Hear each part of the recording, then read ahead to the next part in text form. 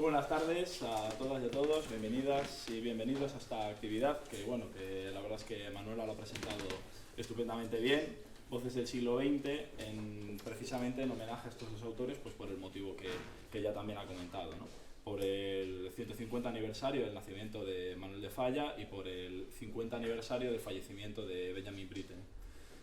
Gracias a Ramón por toda la actividad incansable para que esto salga adelante, porque la verdad es que es un currazo tremendo, e iniciativas así pues son, la verdad es que preciosas y revitalizan mucho la vida cultural del centro y del barrio. Y también gracias a los compañeros, a los participantes, Luis, Nicoleta, Cristina y Eugenia al piano, además Luis y Nicoleta van a hablar también, José Miguel y Paco a la guitarra, Isidro a la voz y Miguel Prida como ponente y yo muy poquito. Así que nada, en esta actividad la idea es que podamos profundizar someramente en las influencias y características principales de los estilos de estos dos compositores, así como parcialmente en su repertorio, para poder apreciar la importancia de su legado, que vamos a ver que es mucha. Empezamos con Manuel de Falla, que es un compositor bastante conocido y muy apreciado, y nada, simplemente comentar algunas cosillas generales. Manuel de Falla nace, como habéis visto, en 1876 en Cádiz. Se suele dividir su vida atendiendo a los lugares de residencia que tuvo. Primero vivió en el Cádiz natal, donde se empezó a formar y tal, y ya destacaba como compositor y como intérprete, pero cuando entra en contacto muy fuertemente con la composición y concretamente con la tradición musical española, es cuando viene a vivir a Madrid, que conoce a Felipe Pedrell, que nos hablará Cristina de él, que es maestro de maestros de la música española, ¿no? Posteriormente vivirá unos años de 1907 al 14 en París, donde entrará en contacto con nuevas corrientes, ¿no? Como son el impresionismo, la tendencia de los ballets, estos primeros ballets de Stravinsky y otras muchas cuestiones. Posteriormente regresa a España, pasa un tiempo en Madrid, que es donde, por ejemplo, se compone y se estrena el Amor Brujo. Después se traslada a Granada, que es donde pasa gran parte de su vida. Ahí está la Casa Museo y el Fondo y Archivo de Manuel de Falla, que es realmente muy interesante y de donde se han tomado varias imágenes. Y finalmente, en 1939, debido a complicaciones de salud, porque él tuvo una salud bastante frágil a lo largo de toda su vida, y en ese momento, por las complicaciones derivadas de lo obvio, que es un golpe de Estado y una guerra terrible, la cosa en España no estaba muy bien. Entonces decide emigrar, no tanto exiliarse, sino emigrar a Argentina, que es donde fallece, ¿no? Unos años más tarde. Falla se mojó y en él convergen multitud de influencias muy distintas que vamos a poder ir viendo a lo largo de este concierto comentado, ¿no? En él confluyen la tradición, la música popular, el cantejondo, el mundo de la guitarra flamenca o del folclore gitano o andaluz, pero también tendencias nuevas y totalmente modernas en aquella época, como las mencionadas, ¿no? Como el impresionismo, los ballets y mucha influencia pictórica. Como muestra, aquí se le ve de un entorno bastante privilegiado. Está en la Alhambra, no es cualquier sitio tampoco, con dos hermanos García Lorca, con Ángel Barrios y con Adolfo Salazar, que es un historiador y pensador de la música español muy importante, ¿no? Y en la siguiente diapositiva podemos ver, si dejo ver, una cita que es un fragmento de una entrevista que se le hizo a Falla justo antes del estreno del Amor Brujo en 1915 aquí en Madrid, en el Teatro Lara, con bastante poco éxito, por cierto. Y en esta entrevista Falla plantea o plasma muy brevemente su pensamiento, que se puede ver ahí, ¿no? Él siempre parte de ideas de índole popular, en el caso del Amor Brujo, pues cantadas, como dice, por la propia Pastora Imperio, que es la cantadora que le encarga la obra, o que motiva la composición de la obra, y luego les aplica unas técnicas compositivas determinadas, las suyas, para crear un todo homogéneo, coherente y sólido, pero siempre con esa identidad, ¿no? Y ahí dice que ha sido su convicción con otras obras, con esa, y lo será con otras tantas, ¿no? No me entretengo más. Voy a dar paso a Luis, que nos va a hablar de Falla y la relación con el pintor Zuloaga. Por favor.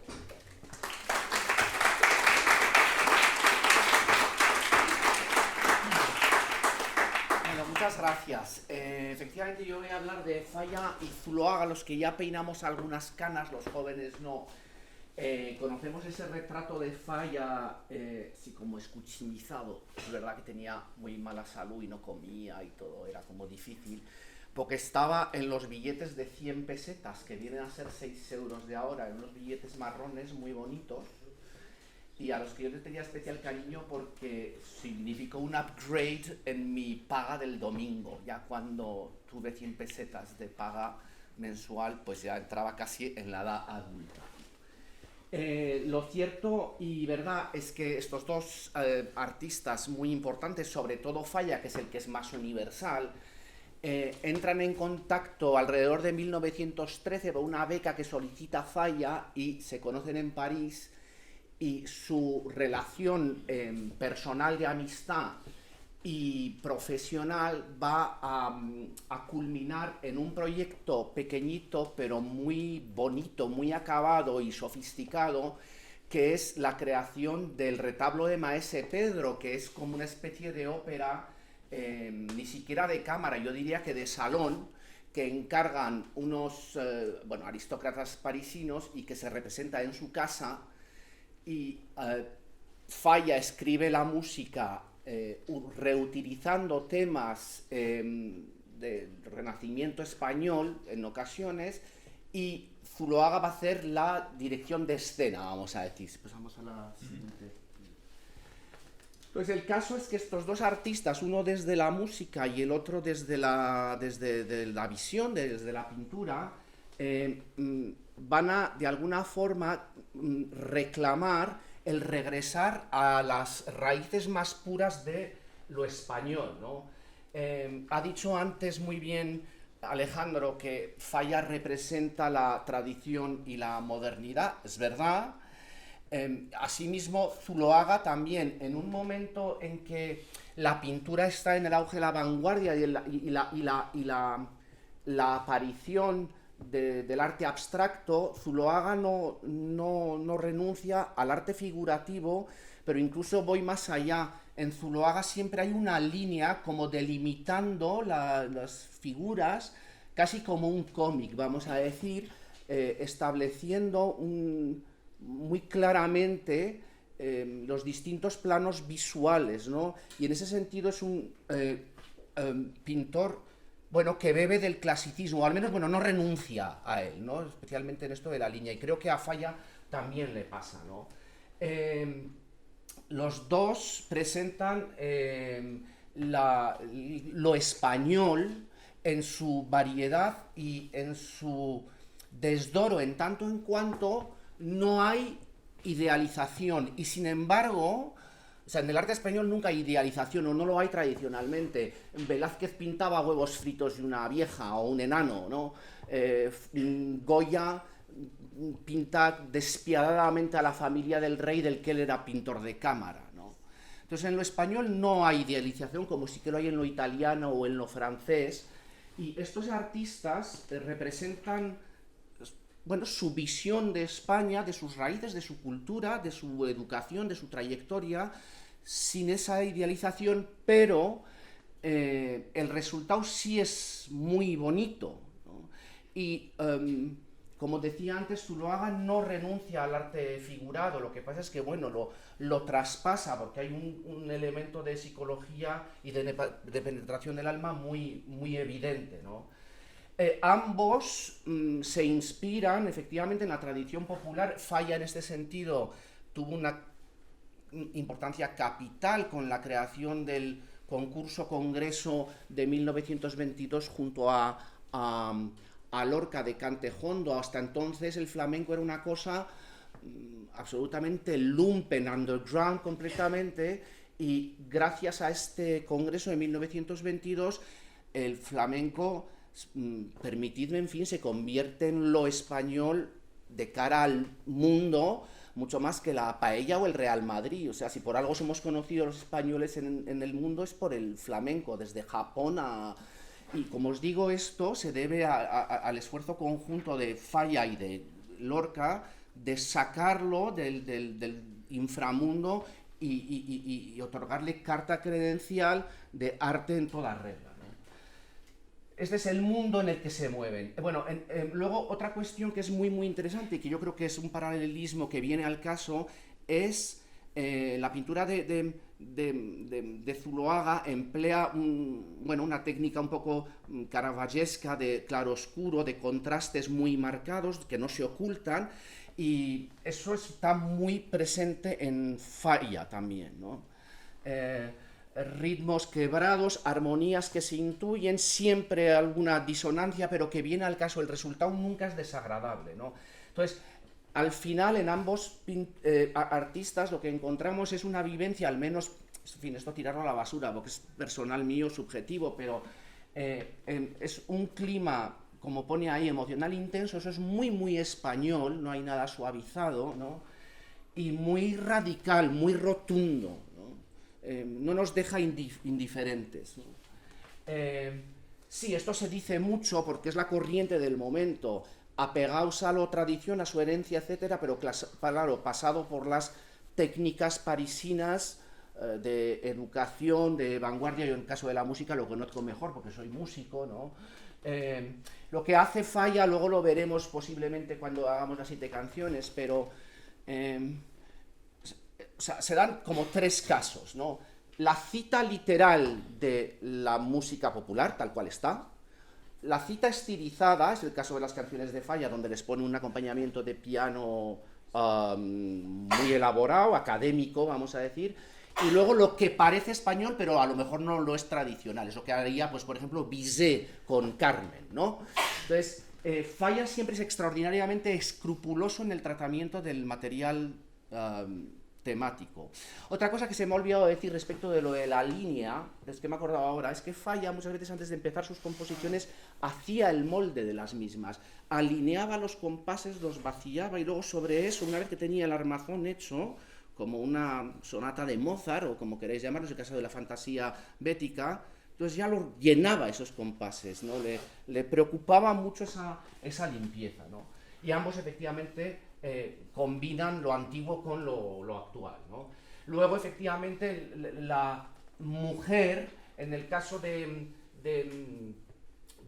Zuloaga, bueno, que aparece siempre pues, muy sensual, pero extraordinariamente expresiva y, a ver cómo pongo yo esto, casi categórica. Lleva una afirmación de un cierto poderío femenino que a mí me llama muchísimo la atención y me resulta muy atractivo, ¿no?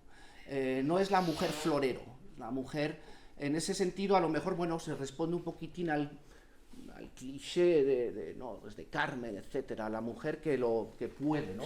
Que puede, sí. Y luego son ambas músicas, esto es muy español también, ¿no? Que es lo pasional, irracional, radical y lo espiritual, místico, y a lo mejor pues las dos cosas no están tan alejadas, ¿no? Y, en fin, pues como conclusión, veis cómo se ven las líneas, ¿no? Parece casi como un cómic, ¿no? Y eso creo que se une a Falla en lo de rellenar los compases, que todo esté muy limpio antes de empezar. Bueno, deciros que efectivamente, lo mismo que Zuloaga, Sorolla va a hacerlo en otro ámbito, con los miembros de la Spanish Society de Nueva York, pero ambos autores, ambos artistas, crean una visión de España. Esto es un título que le arrebatamos, que tomamos prestado a Sorolla, pero sí hacen un retrato muy profundo de España, tal cual ellos la ven, sin, como decía antes, nada idealizado, etcétera. Y al final hay un drama en ambos autores, pero que siempre se resuelve, como nos pasa mucho en los españoles, ¿no? Siempre al final pues triunfa la luz, la sonrisa, aunque sea a veces sarcástica, ¿no? Y bueno, no sé, son personalidades muy interesantes. Muchas gracias.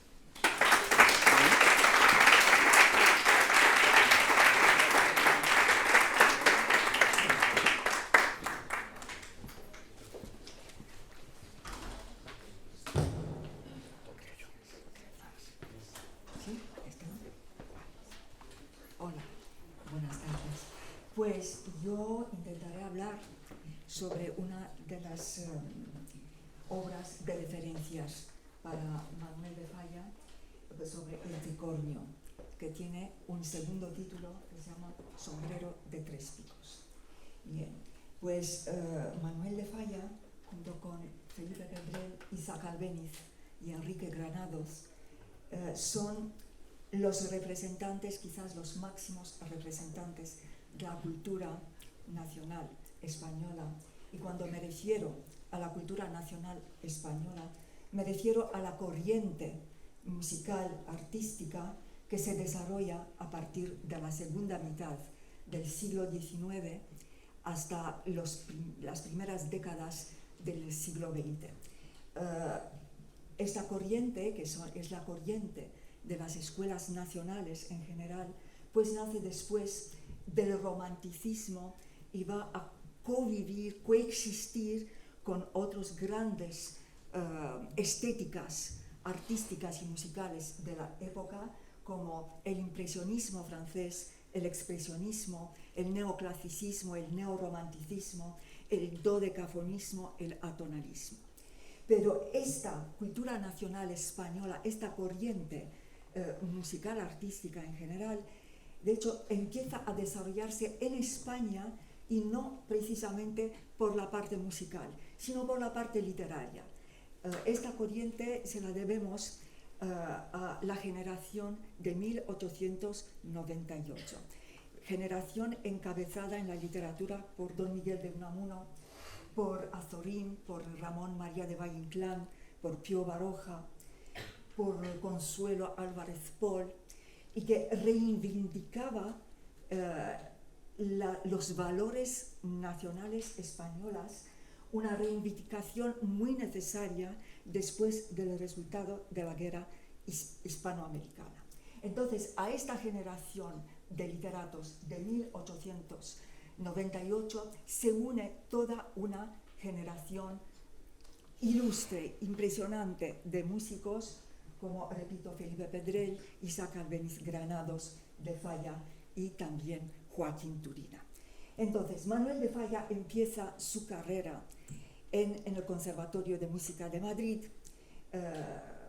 bajo la pedagogía de Felipe Pedrell, y como pianista concertista se va a París en 1907. París en aquel momento era el gran punto de encuentro de las personalidades más importantes artísticas de todo el mundo, porque en aquel momento se vivía un momento histórico excepcional.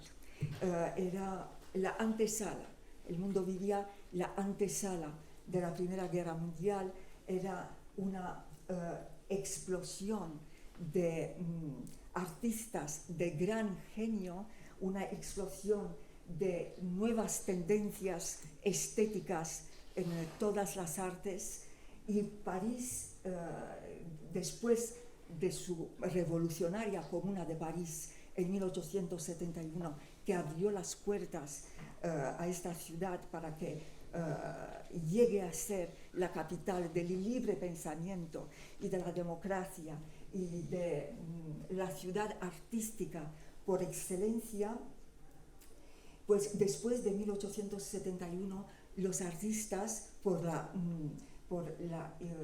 realidad histórica y social que se vivía en Europa y en el mundo en aquel entonces, pues todos más o menos van hacia París para darse a conocer, y allí pues Manuel de Falla, llegado a París en 1907, se da rápidamente a conocer, como lo he dicho, como pianista concertista, y entablando amistades con algunos de los músicos más importantes de la época. Y me refiero a Igor Stravinsky, y me refiero a Claude Debussy, y me refiero a Maurice Ravel. Pero no va a entablar amistad solamente con estos músicos de excepción, sino también con artistas de otro índole. Por ejemplo, con Pablo Picasso, que por su matrimonio con una bailarina rusa de gran excepción, Olga Koklova, pues estaba afincado en París. Pues entabló amistad también con el mecena quizás más importante de todos los tiempos, con Sergei Diaghilev, y también con uno de los coreógrafos de referencia en historia de la danza clásica, que fue Leonid Massin. ¿Y por qué van a quedar todos ellos tan importantes, únicos e irrepetibles en historia del arte? Primero porque Manuel de Falla llegó a expresar en París, a dar a conocer toda la expresividad musical típica española, que consistía en la belleza del canto hondo, de las farrucas, de las jotas, del fandango, a la que va a unir también influencias del impresionismo francés. Y ahí en París, entablando esta relación de amistad con Diaghilev y con Picasso, juntos van a venir a España, se van a bajar a Andalucía. Diaghilev le encarga a Manuel de Falla un ballet. Al escuchar Noches en los Jardines de España, Diaghilev quiere que Leonid Massin haga una coreografía de Noches en los Jardines de España, pero Manuel de Falla le dice que le es imposible en aquel momento dedicarse a eso, y entonces le ofrece el proyecto del Tricornio, y nace este ballet, el Tricornio. Y entonces aquí vemos lo que va a ser como un punto de revolución en la historia del espectáculo por parte de Picasso. Esta vez es el telón de boca espejo que trae al mundo artístico precisamente Pablo Picasso. No va a ser la primera vez que lo haga en el Tricornio, lo hace anteriormente en otro ballet en Parade, pero lo que va a ser la puesta en escena del Tricornio va a ser un éxito total desde todos los puntos de vista. ¿Por qué es tan importante este telón de boca? ¿Por qué? Porque el espacio escénico es un espacio tridimensional, pero dividido en dos partes, la parte de los espectadores y la parte de los artistas. ¿Qué hace aquí Picasso que sea genial? Pues está haciendo un cuadro en el que los personajes están mirando al espectador y de repente el espectador se transforma en el artista principal, ya deja de ser espectador y está realmente unido al mundo del espectáculo, está arrastrado en el escenario propiamente dicho.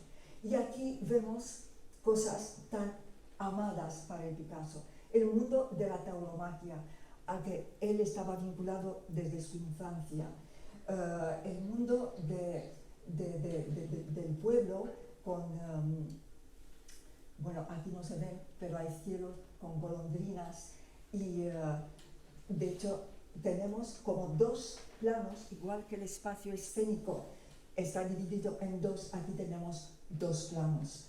Lo que hay dentro del espacio circular, donde se desarrolla la corrida de toros, y que hay el segundo espacio que se desarrolla en los palcos. Bien, entonces, ¿en qué consistía la escenografía de este ballet? Primero era el telón de boca normal que lo tiene cualquier teatro. Después el telón de boca espejo y después, durante este telón de boca espejo, la música, el director de orquesta y la orquesta interpretaban la obertura y después se abría realmente y empezaba la acción.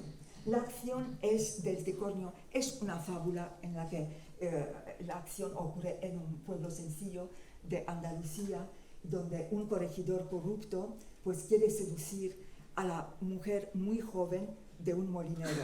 El pueblo hace parte, todo se desarrolla delante del pueblo llano, que toma parte en la acción y por supuesto que al final pues el amor de la joven pareja de los molineros pues va a ganar. Pero aquí tenemos las imágenes de los vestuarios utilizados para el ballet. Bueno, son vestuarios únicos en la historia de la indumentaria porque, bien, es una estética cubista.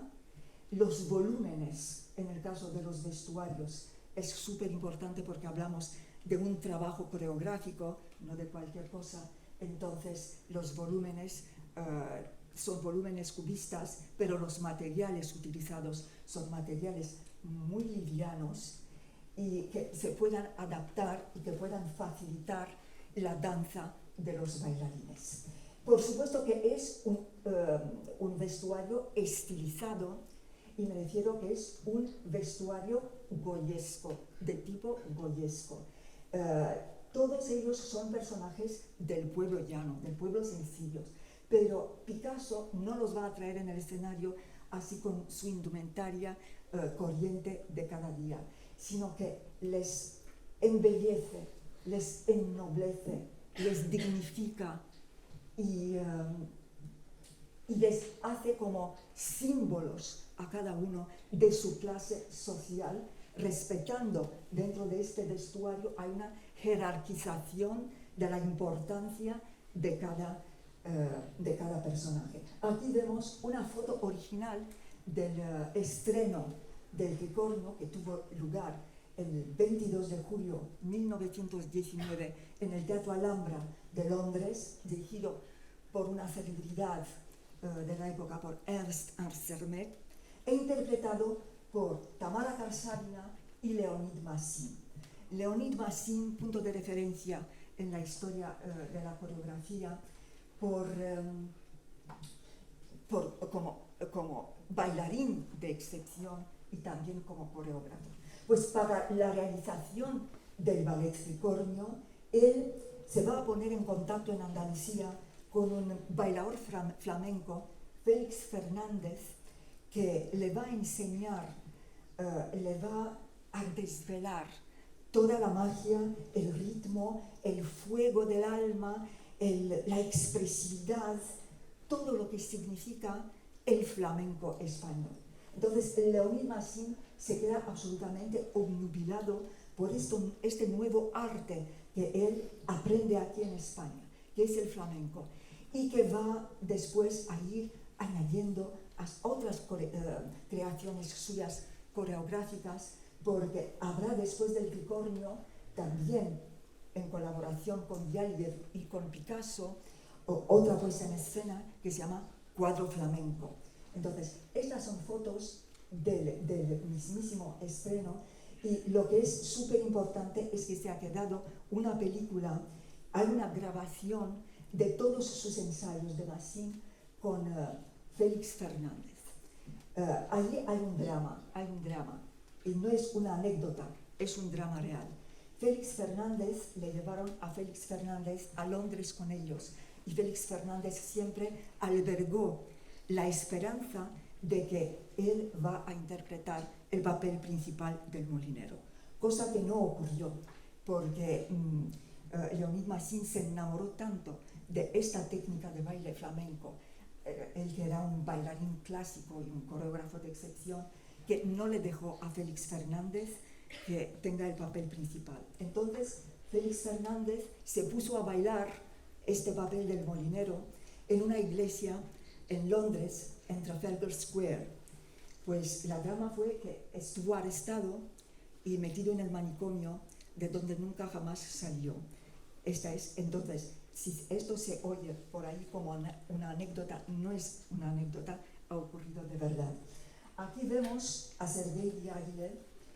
Mirad los vestuarios, todo lo que es el colorido de los vestuarios, los volúmenes. Este precisamente es el vestuario del corregidor, el vestuario de la mujer del corregidor. Aquí le tenemos en la imagen al Sergei Diaghilev.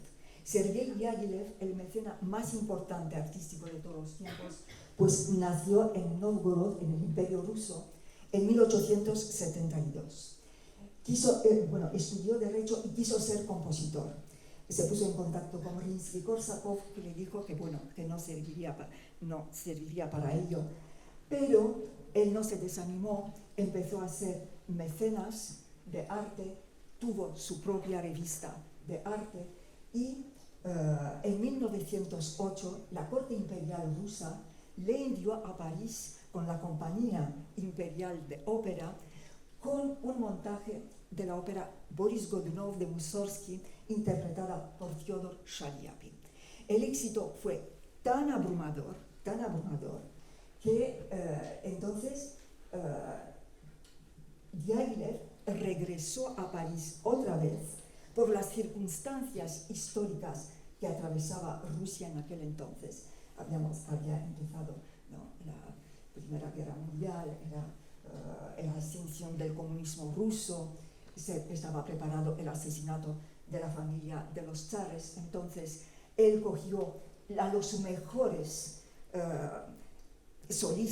primeros solistas del ballet imperial ruso, y cuando digo mejores primeros solistas me refiero a Ana Pavlova, la Pavlova como la llamamos aquí, a Tamara Karsavina, a Leonid Massin, a Serge Lifar, a Anton Dolin, a Václav Nijinsky, entre otros, y se los llevó a París.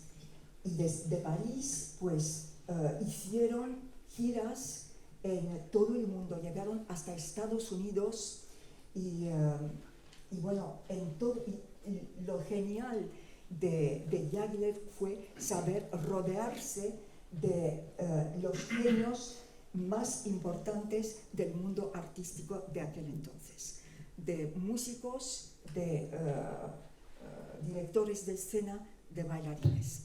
Entonces, cuando hablamos, y con esto acabo, cuando hablamos de los ballets rusos, y me gustaría insistir un minuto sobre ello, hablamos de un fenómeno artístico sin precedentes, una compañía profesional de superestrellas que sobrevivió desde 1909 hasta 1929, año de la muerte de Diaghilev, y que no solamente fueron grandes bailarines, fueron inmensos artistas. Los compositores les componían música especialmente para ellos, como fue el caso de la Pavlova. Saint-Saëns compuso El Cisne especialmente para Pavlova, y bueno, La Siesta de un fauno de Debussy, que fue compuesta para Václav Nijinsky, y eso dice todo sobre ellos. Y ellos, estos ballets rusos, les ballets russes, dejaron abiertos los caminos, los más importantes caminos de la creación artística del siglo XX, para que nosotros hoy día enfoquemos estas profesiones artísticas no solamente desde un punto de vista técnico y de virtuosidad, sino desde la más profunda emoción, y desde nuestra meta de transmitir emoción al público. Muchísimas gracias.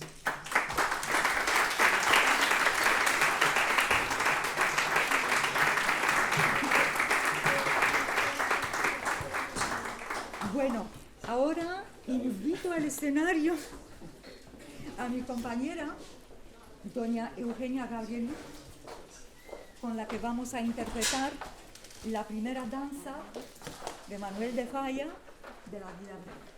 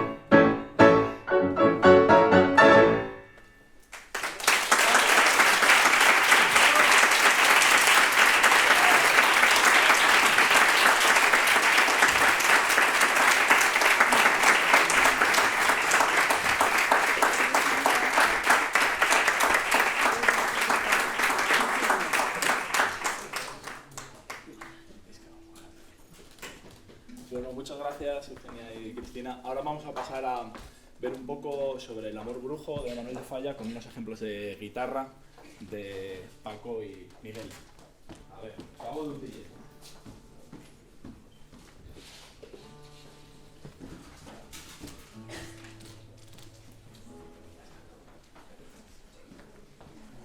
Sí.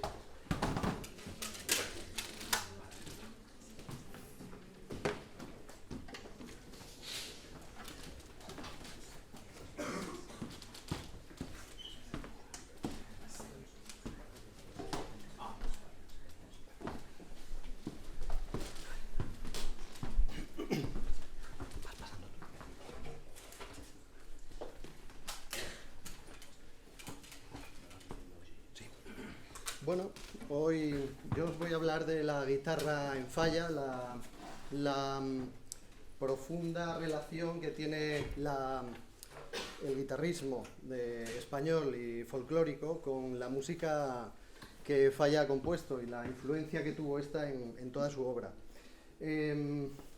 Pasa, por favor. Bueno, lo primero es la relación que tiene Falla de la guitarra a través del cantejondo, no de la guitarra clásica, sino de la guitarra del cantejondo, la guitarra que llamaríamos la guitarra flamenca, ¿no? Esto se debe a tres momentos de su vida. El primero de ellos es la amistad con Ángel Barrios, un gran guitarrista, que conoce ya en París, en su época de París. Ya en el periodo de Granada, entre el 1920 y el 39, se hace amigo de García Lorca, y allí entre Lorca y Falla y unos cuantos más intelectuales de la época, organizan el primer concurso de cantejondo en 1922. Sin embargo, pese a la gran influencia de la guitarra en Falla, su producción para este instrumento es muy limitada.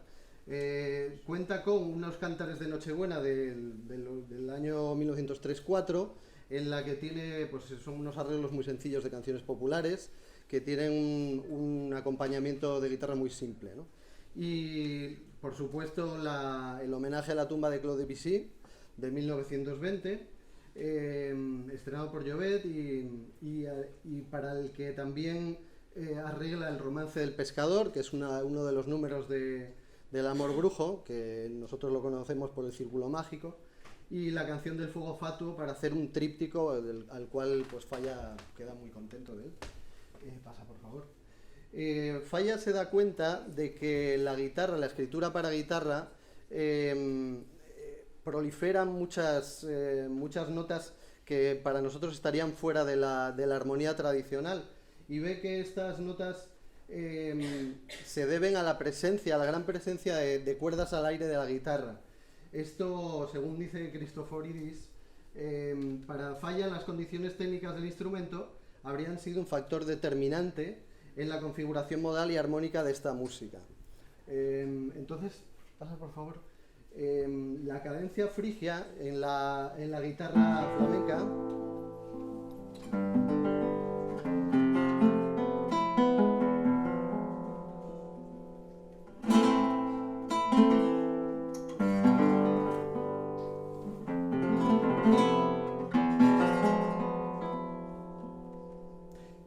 cuenta, viendo la imagen, vemos que hay un montón de notas tenidas entre unos acordes y otros que se deben, pues eso, a posiciones determinadas. Es una cuestión muy técnica de las posiciones de la mano izquierda, más que una lógica de construcción de acordes, porque todo esto que estoy poniendo ahí abajo es básicamente una majadería. Ningún guitarrista flamenco está pensando en esos acordes, realmente. ¿Podemos escuchar la otra?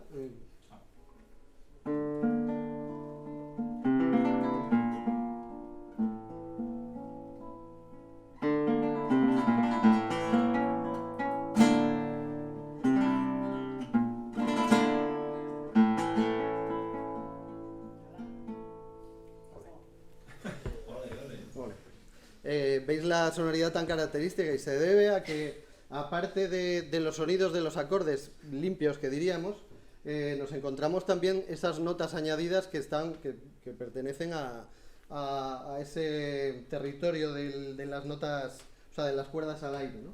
Pasa, por favor. Entonces, yo me he centrado en el Amor Brujo porque es la obra que estamos haciendo este año con la orquesta, y he apreciado tres rasgos de la presencia de la guitarra en esta obra, ¿no?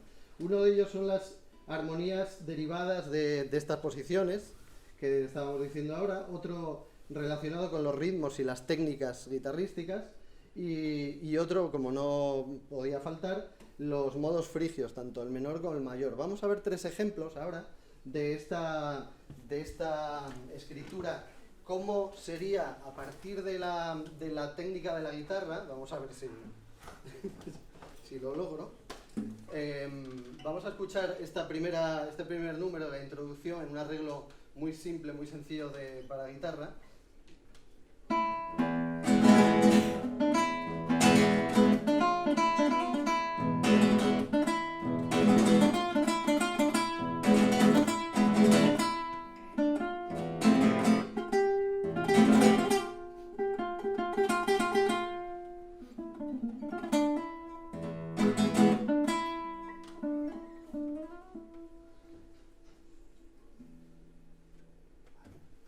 Y ahora vamos a ver el ejemplo en la versión orquestal.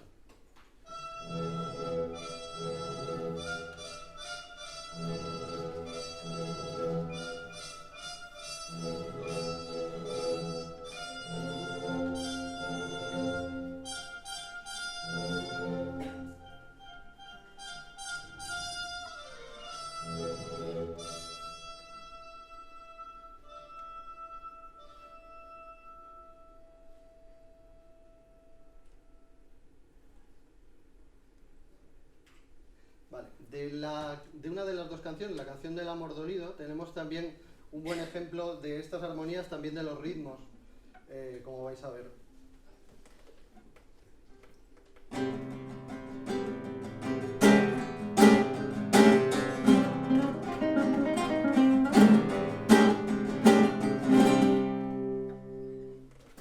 Y en su versión orquestal.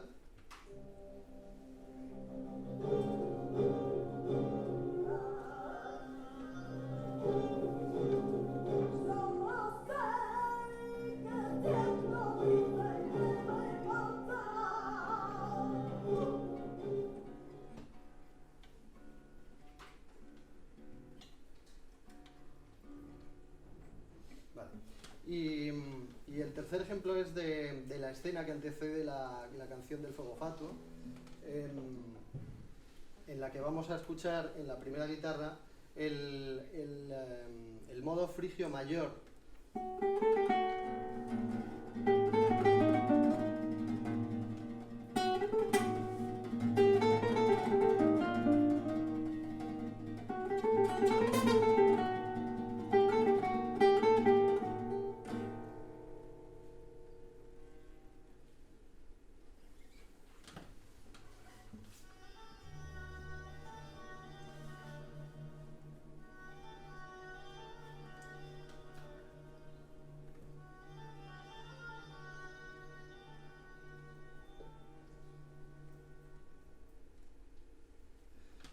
Bien, y sin más, voy a dar paso a mi compañero Paco, que va a interpretar el homenaje a la tumba de Claude Debussy. Gracias.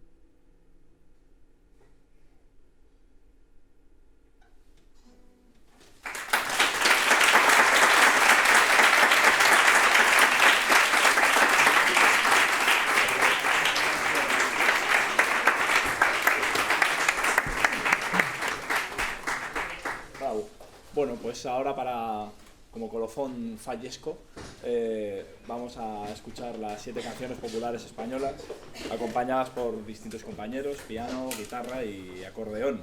Así que vamos con ello. ¿Quieres?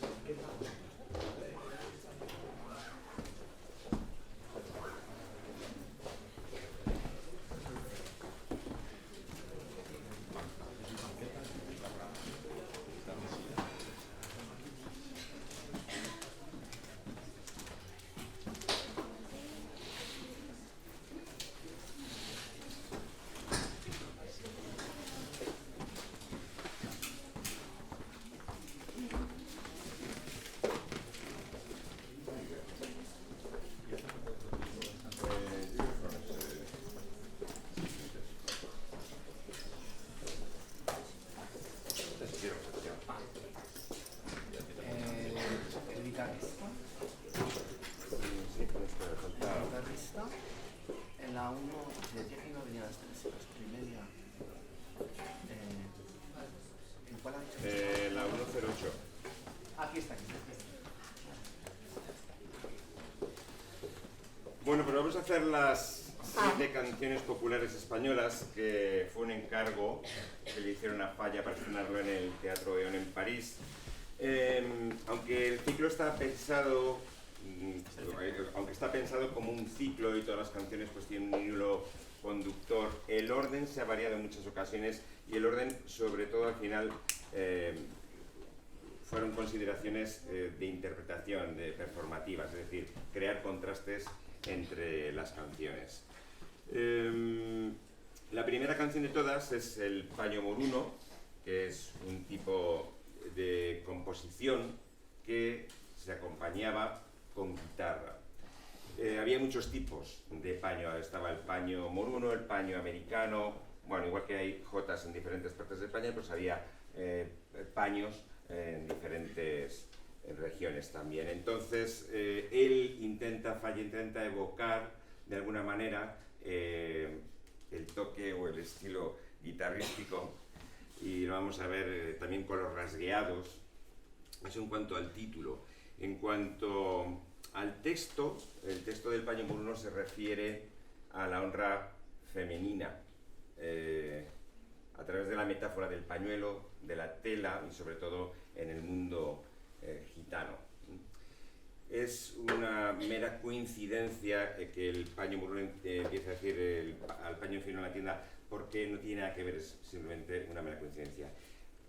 Vamos a explicar 2 palabras de cada canción. Yo no estaba muy de acuerdo tampoco, que decíamos que si hacíamos, pero por hacer un pequeño apunte de cada una y que no se nos olvide, ¿no? Hacemos paño, sí.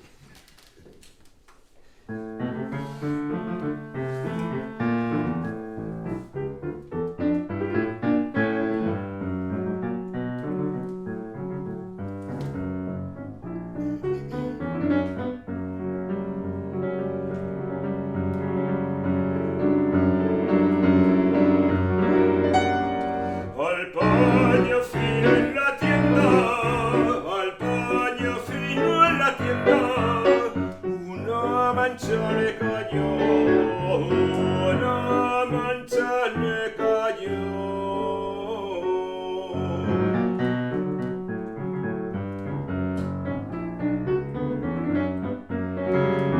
Por menos precio se vende, por menos precio se vende, porque perdió su valor, porque perdió su valor.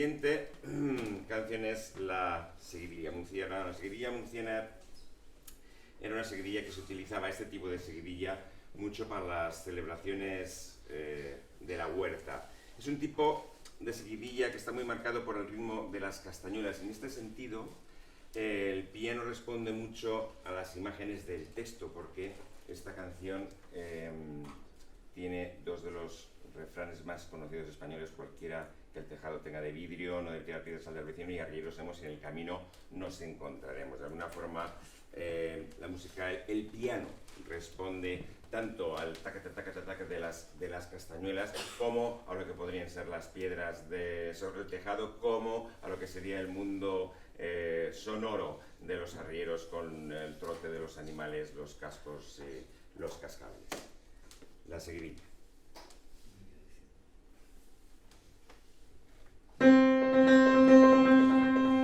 Cualquiera que el tejado tenga de vidrio,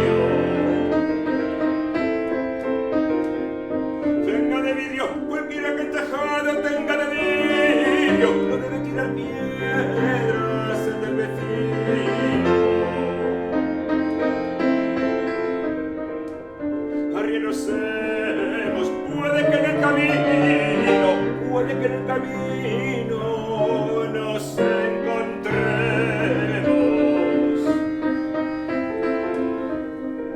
Por tu mucha inconstancia yo te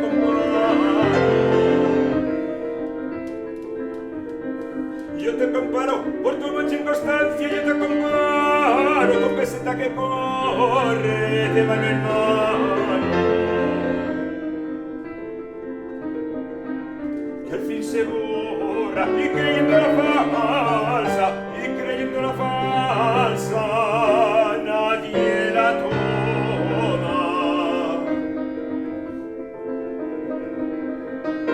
nadie la toma.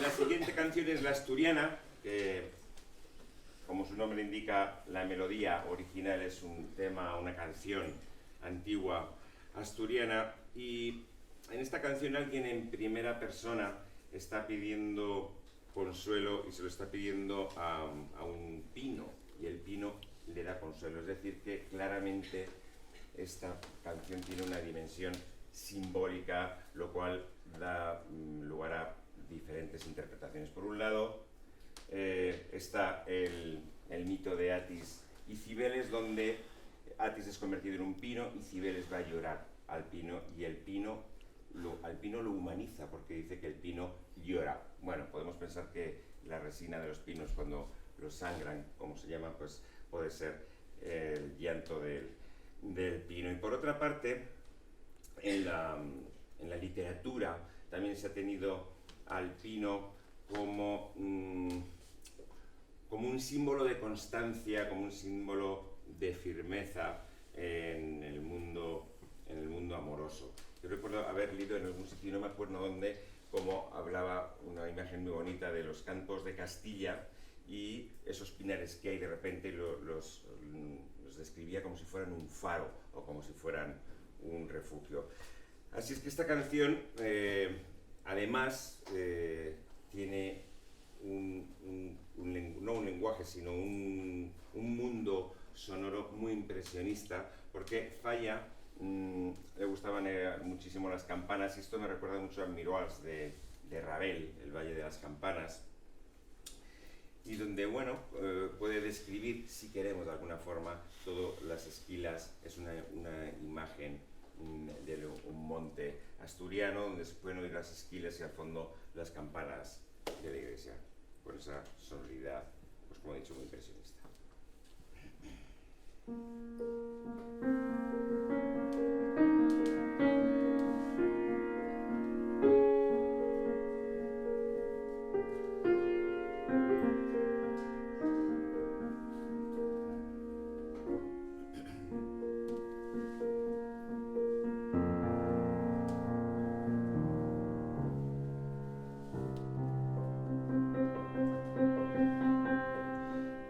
Por ver si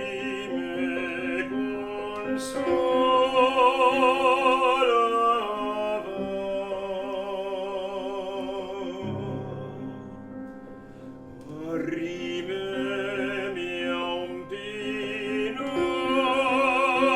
verde por ver si me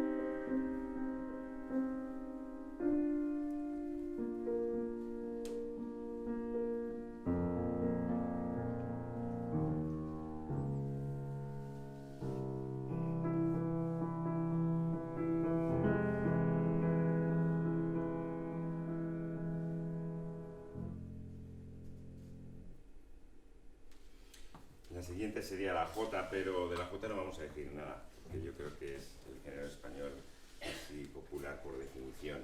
Simplemente decir que esto es una jota de ronda y hemos decidido además hacerlo con la guitarra porque a las rondas, sea rondar a las mozas, se va con la guitarra.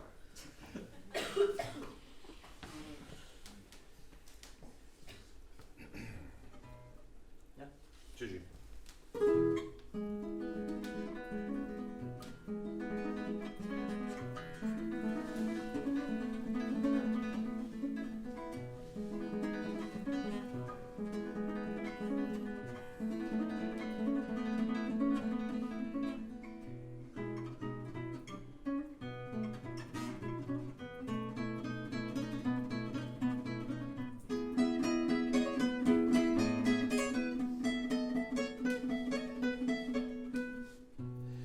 Dicen que no nos queremos.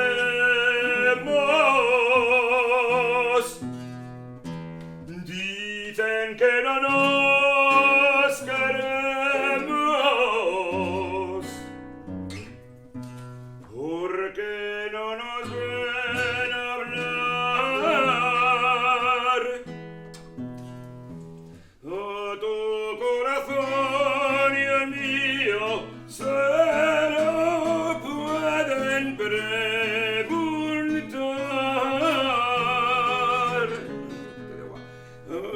Dicen que no nos queremos porque no nos ven hablar.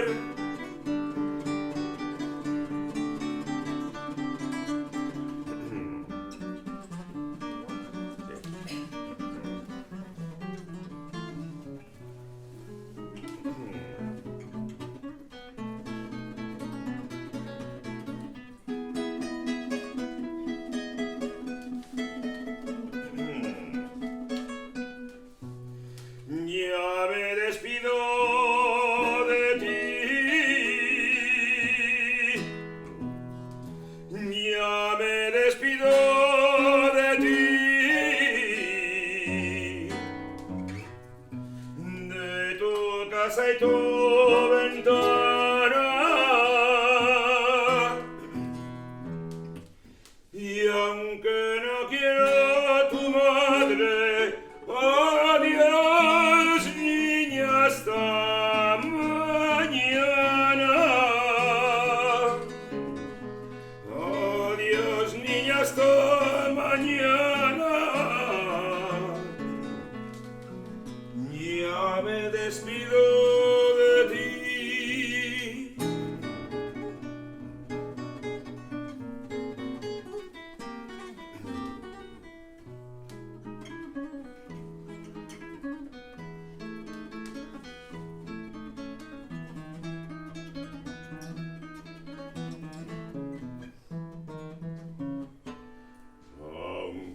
quiera tu madre.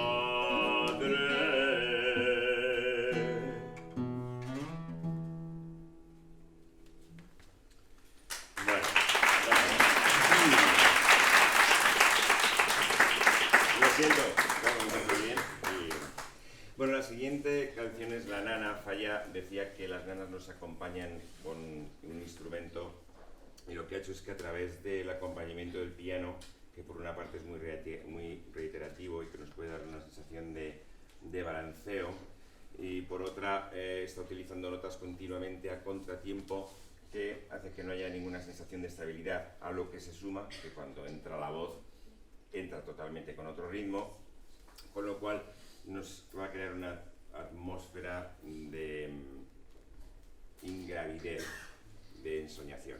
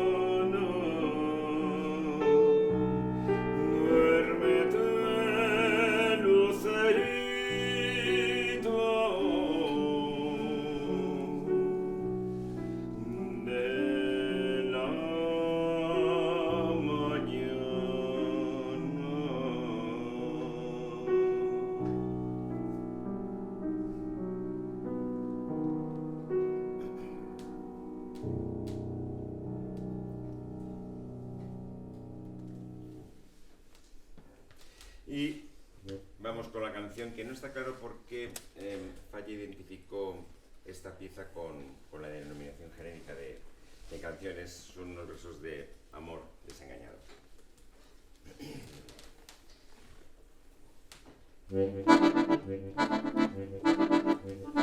Por traidores tus ojos voy a enterrarlos, por traidores tus ojos voy a enterrarlos. No sabes lo que cuesta del aire, niña, el mirarlos, madre a la orilla, niña, el mirarlos, madre.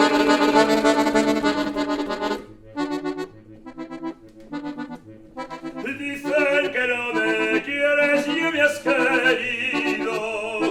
Dicen que no me quieres y me has querido.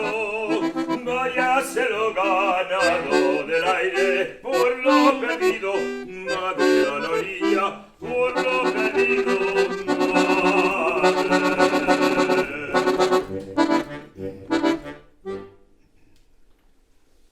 Y terminamos con El Polo, que evoca, como dices el título de la canción, al polo flamenco. Aquí el yo hablante pues ha vivido las penas del amor y maldice con la fórmula antigua del Malaya. Parece que utiliza lo que es característico del cantejondo, que es uso reiterativo de una nota continua, obsesionante, y que no le da a la voz un sentido del pulso. Creo es así, de esta forma, una sensación de hechizo.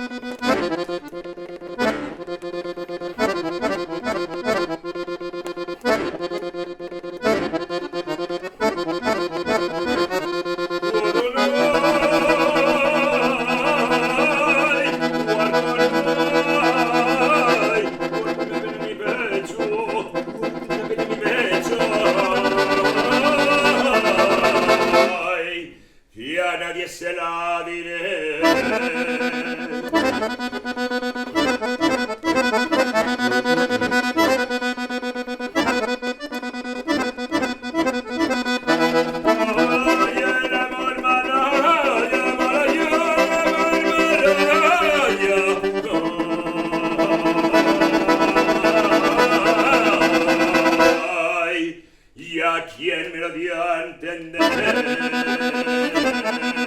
¡Ay!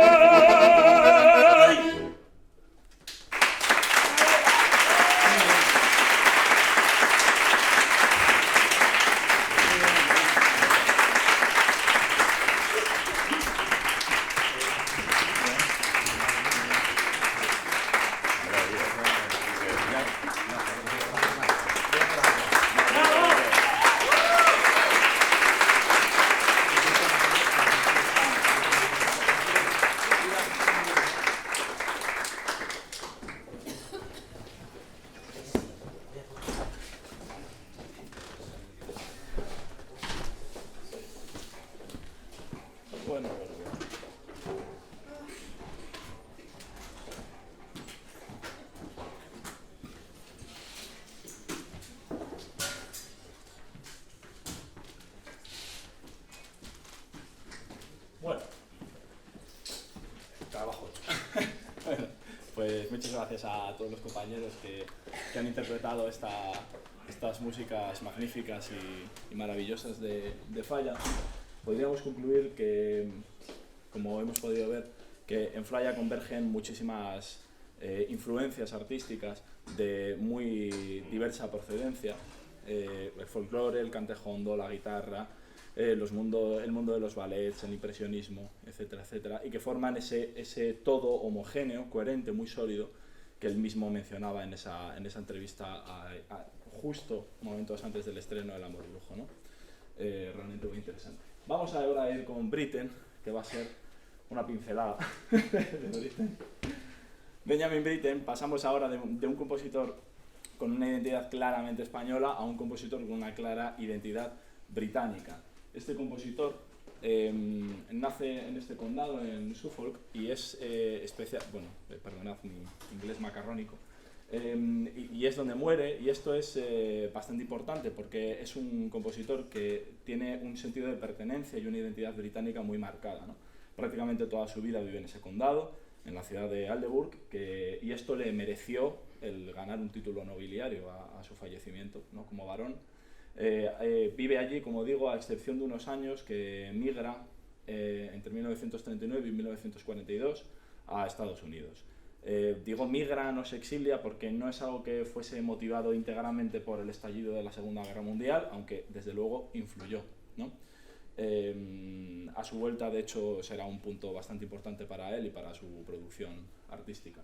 Y hay algún otro evento que desde luego marca su vida, como es recibir clases del compositor Frank Bridge, con el que también mantuvo una relación de amistad excelente durante gran parte de su vida, y una relación sentimental con el tenor Peter Pears, que podemos ver aquí, y esto pues porque es importante, aparte de tener una relación de tipo profesional, porque fue su tenor predilecto para gran parte de su producción musical, vocal, que es mucha.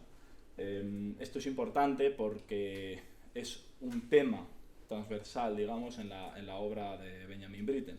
El tema de la identidad sexual o la cuestión sexual, también el tema de la represión, hay muchos ambientes represivos en gran parte de su música, y también el tema o la predilección por personajes marginados, ¿no? Fuera de los límites de lo que sería lo socialmente aceptado, de lo obsceno de fuera de escena, no de algo lúbrico. ¿Vale? Y hay varios ejemplos en este sentido que se pueden ver. Mismamente Billy Budd, que es de la que escucharemos después un aria, transcurre en un barco con un ambiente tremendamente cargado de testosterona. También son todo hombres, es una cosa curiosa, ¿no? Una ópera con solo personajes masculinos. Y el propio Billy es un chico tartamudo, ¿no? Que escoge esta cuestión muy certeramente. Y es muy importante porque su tartamudez es lo que le impide defenderse cuando le montan una especie de complot y lo que causa su desenlace fatal, ¿no? En el caso de Peter Grimes, en esta ópera se ve un ambiente en el pueblo en el que transcurre totalmente, como decía antes, represivo, ¿no? Como plomizo, y que casi se ejerce una violencia colectiva contra el pescador, que es un marginado, ¿no? Y en el caso de la violación de Lucrecia, creo que el nombre es suficientemente elocuente, y la importancia que tiene una cuestión sexual o relacionada con esto, como es una violación, o en la ópera Muerte en Venecia, la cuestión, digamos, homosexual, ¿no?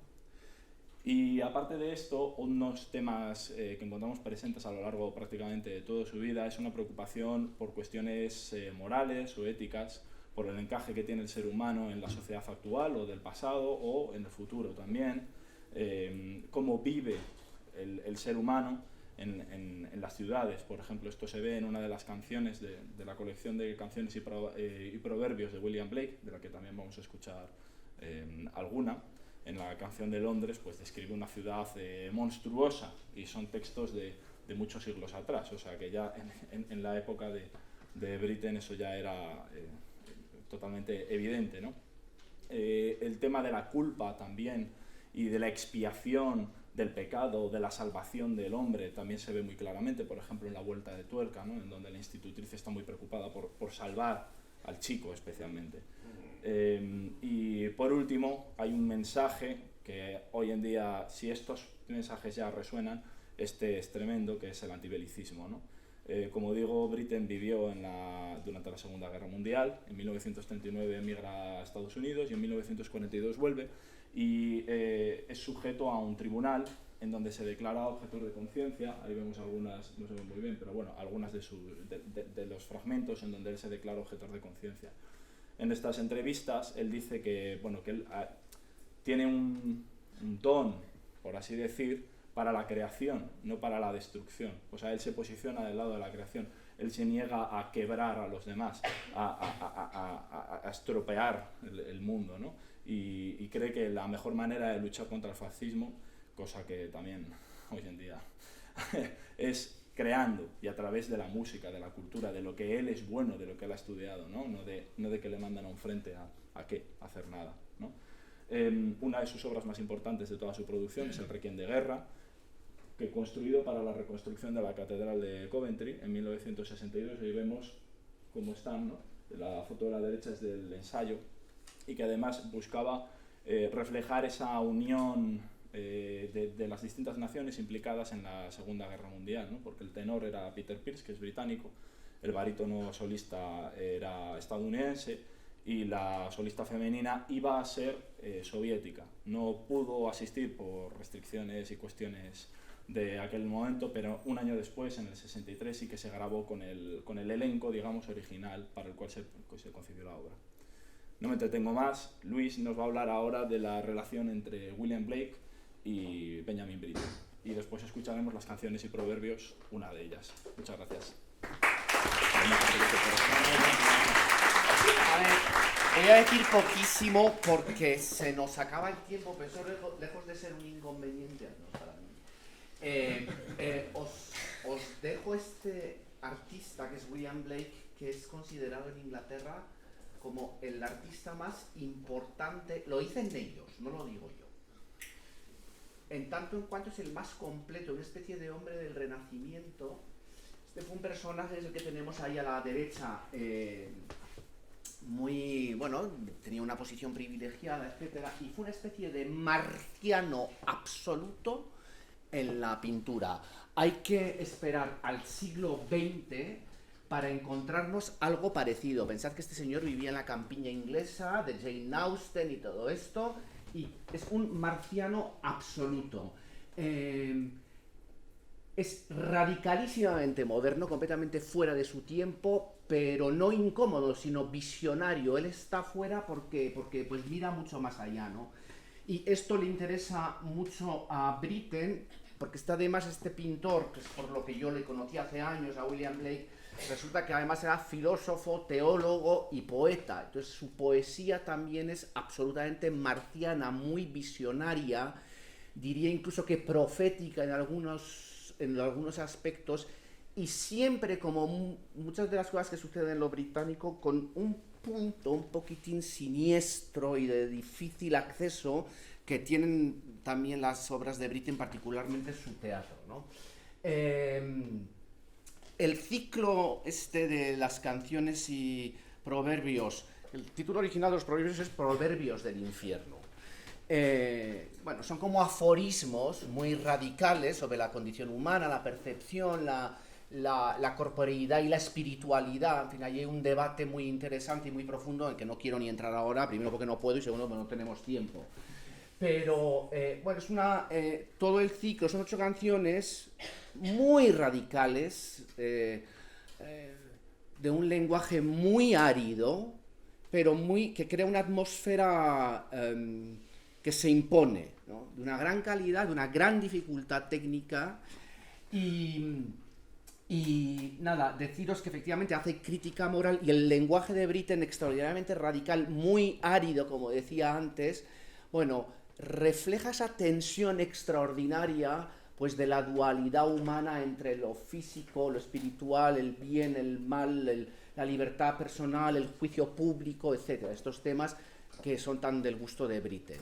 Y el ciclo fue escrito para barítono y piano, y como tenemos un barítono y un piano, pues vamos a hacer una de las canciones.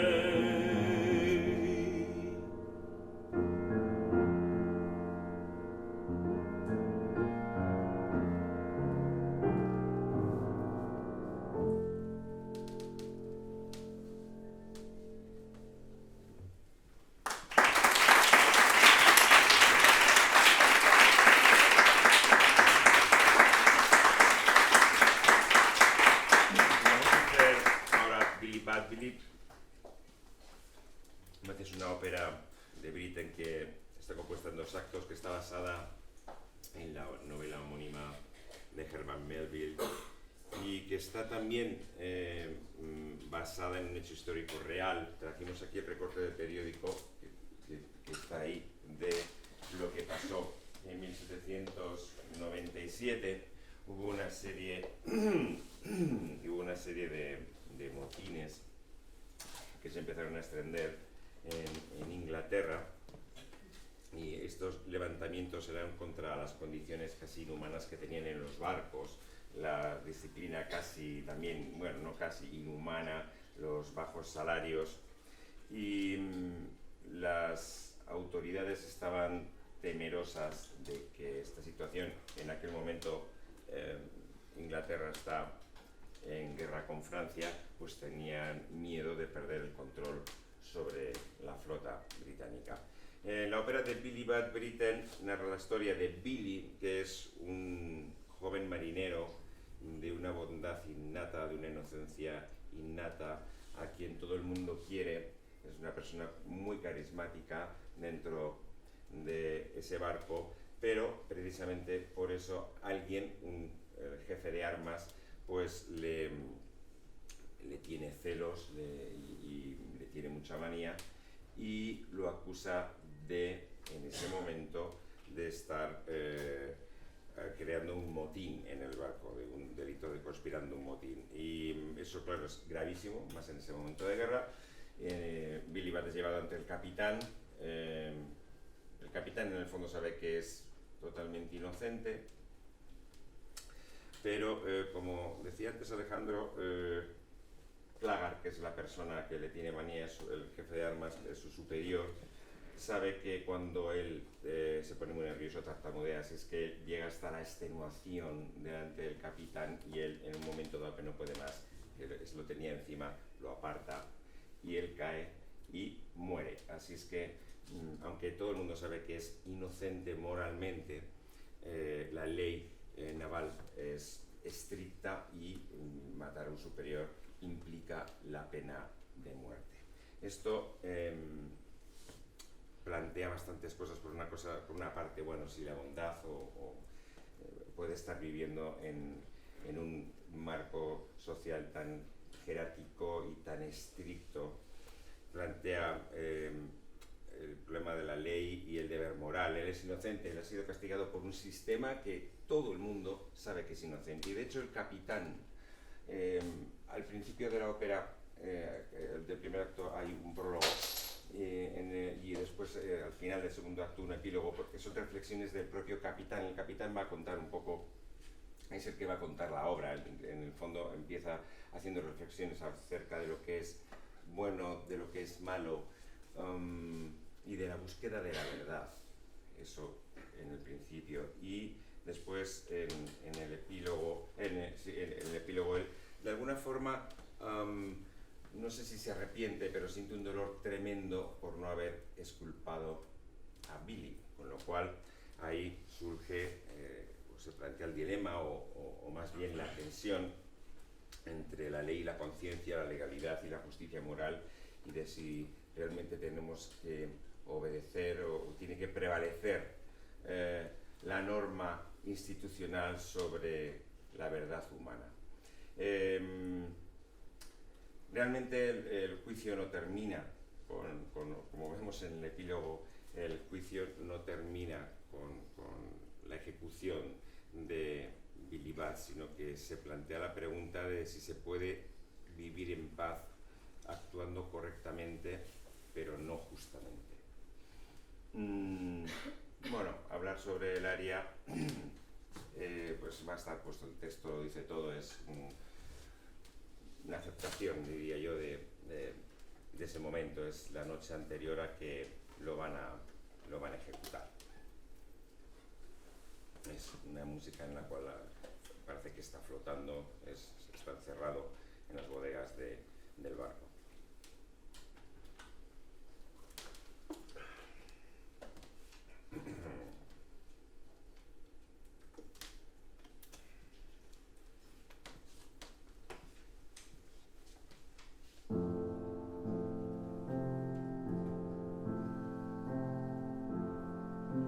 Look, through the port comes the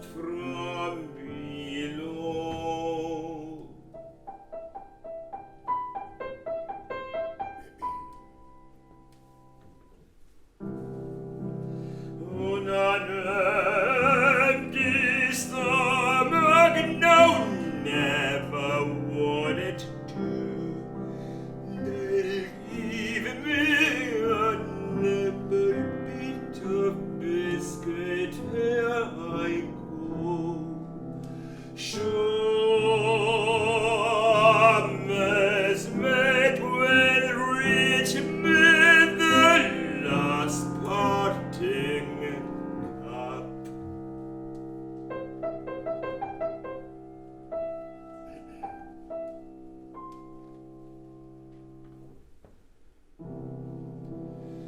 But turning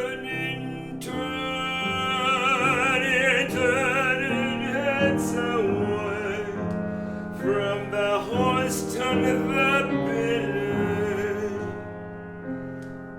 Heaven knows who will have the running of me up. No pipe to those halyards.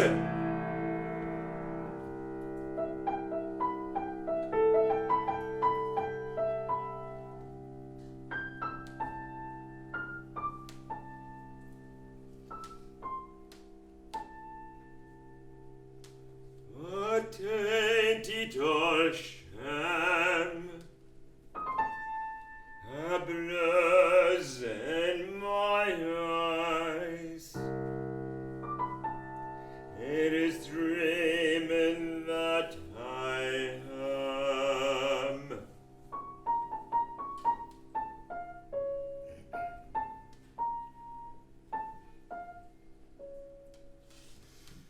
But Donald, he hath promised to stand by the plank, so I shake a friendly hand and I sink. But no,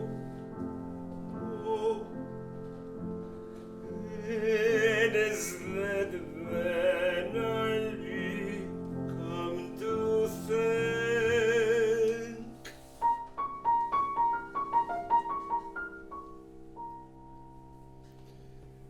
They lodge me in hammock, drop me deep.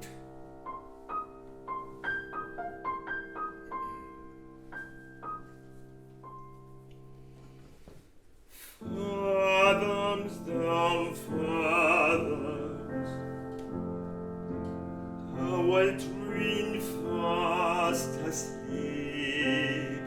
I feel a stealing now.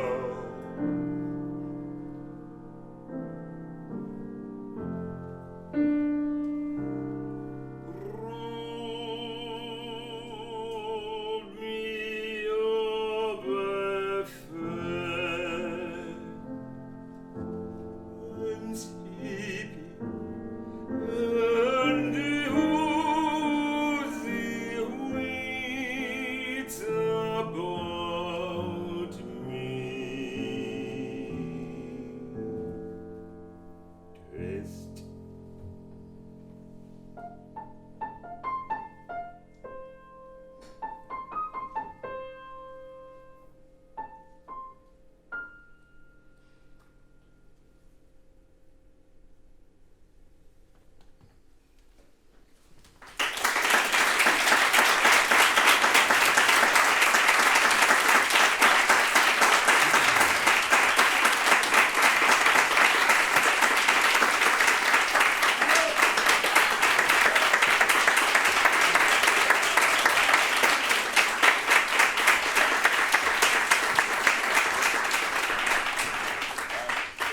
Bueno, muchas gracias a Isidro y Luis por estos fragmentos de música que es realmente maravillosa. Ojalá poder escuchar más música de Britten, pero bueno, hasta aquí hemos llegado.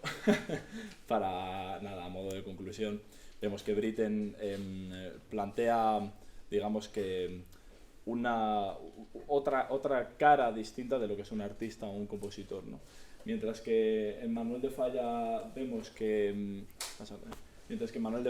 hemos visto un compositor, digamos, con un compromiso artístico muy fuerte, ¿no? En el que confluyen muchas influencias distintas para crear una obra de arte, ya digo, sólida, muy coherente y claramente con una identidad española muy marcada. En Britten encontramos un compositor que tiene un compromiso muchas veces de otro tipo, ¿no? Evidentemente también artístico, ¿no? Pero tiene un compromiso ético, social, identitario a nivel personal, ¿no? del individuo, y que nos plantea muchas veces unas temáticas muy incómodas, problemas casi irresolubles y unos debates que desde luego darían para muchas obras, como a él le dieron, y para muchas reflexiones, y que van más allá de lo panfletario, ¿no? Consigue un mensaje muy profundo y muy hondo musicalmente. Nada más, muchísimas gracias a todos y a todas por asistir, y que vengan los músicos aquí a saludar para concluir.